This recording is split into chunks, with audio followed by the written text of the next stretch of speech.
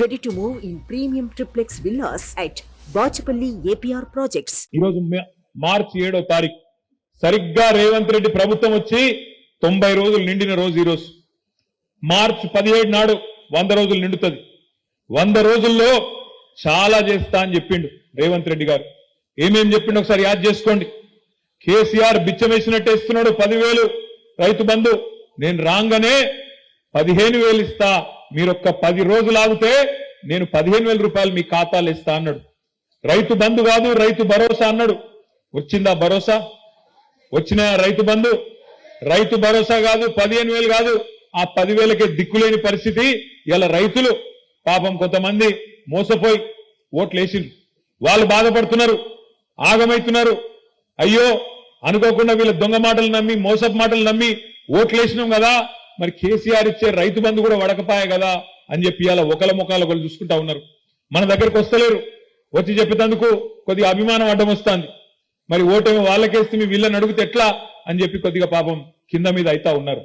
వాస్తవం ఏంది అంటే ఈ ముఖ్యమంత్రి గారికి ఈ రోజు వరకు కనీసం రైతు బంధు ఇచ్చే ముఖం కూడా లేదు, రైతు బంధు ఇచ్చే తెలివి కూడా లేదు అనే మాట ఇలా గ్రామాన రైతులే చర్చ పెడుతున్న మాట వాస్తవం అని చెప్పి కూడా నేను మాట్లాడుతా ఉన్నా, నేను విజ్ఞప్తి చేస్తా ఉన్నా.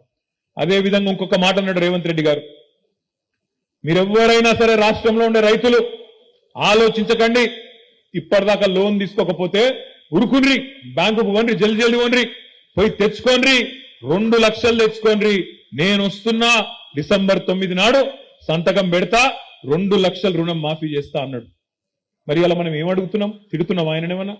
అంత ఫ్రస్ట్రేషన్ ఎందుకు, అంత బాధ ఎందుకు, అంత గొంతు దించుకునేందుకు? అడుగుతున్నాం, యాద్ చేస్తున్నాం. ఏమంటున్నాం? అయ్యా మరి డిసెంబర్ 9 అన్నావు, డిసెంబర్ 9 వాయే, జనవరి 9 వాయే, ఫిబ్రవరి 9 వాయే, మార్చి 9 ఎల్లుండి రానే వట్టే, మరి ఎప్పుడు ఇస్తావా 2 లక్షల రుణమాఫీ అంటే అది చేసే తెలివి లేదు, డైలాగులు కొడుతున్నాడు.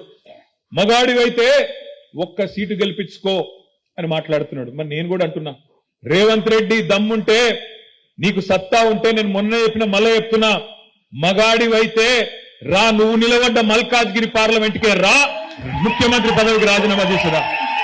రాష్ట్రంలోని అన్ని సీట్లు కాదు, ఒక్క సీటే అన్నావు కదా, ఒక్క సీట్లనే తెలుసుకుందాం దా.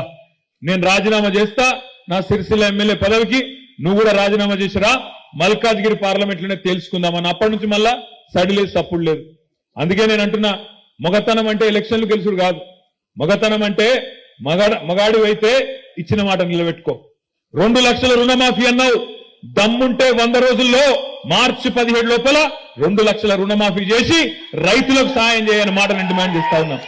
దమ్ముంటే మగాడివైతే ఇచ్చిన మాట ప్రకారం రైతు భరోసా అన్నావు కదా, అది చేసి చూపెట్టు. దమ్ముంటే మగాడివైతే ఇవాళ పంటలు ఎండిపోతున్నాయి, పంటలకు నీళ్ళి, గొంతులు ఎండిపోతున్నాయి, ఆ ఎండిన గొంతులకు నీళ్ళి. మగాడివైతే మా ఆడబిడ్డలకు ఇచ్చిన మాట, మహాలక్ష్మి అన్నావు, కోడళ్ళుంటే 2,500, ఇంట్లో అత్తలు అవ్వలుంటే తాతలుంటే 4,000 అన్నావు. కేసీఆర్ ఒక్క అవ్వకో తాతకో ఇస్తుండు, నేను ఇద్దరికి ఇస్తా అన్నావు. ఈ దమ్ముంటే గా పని చేసి చూపెట్టు, మగాడు అయితే గా పని చేసి చూపెట్టు.